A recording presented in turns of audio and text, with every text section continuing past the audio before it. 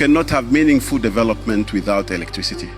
France has a population of 65 million people, yet it generates 4 times more electricity, 4 times, than all the 47 sub-Saharan African countries generate for their 805 million people.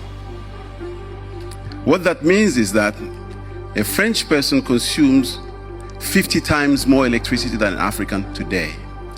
So what do you say if a Frenchman told you your continent is rising? You have to ask yourself, what exactly is he saying? And then there is a lot of talk about trade.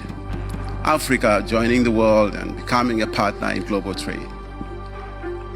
I don't know if you checked, moving a ton of fertilizer from a US port to the Kenyan port of Mombasa, which is a 9,000 kilometer journey, costs $40.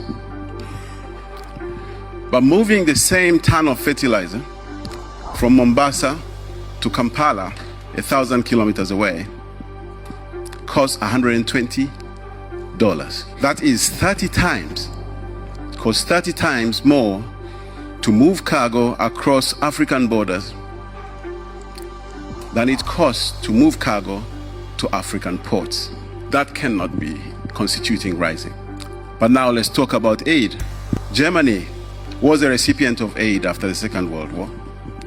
So was Japan, so was South Korea, so was Malaysia, or even famous Singapore. They all received aid. But there's something special about them, which is they all, without exception, graduated from being aid recipients within 20 years.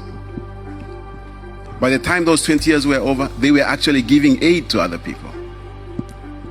But Africa, 60 years later,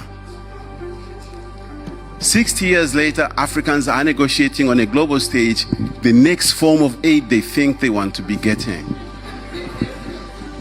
Why is it that we are not able to graduate from aid?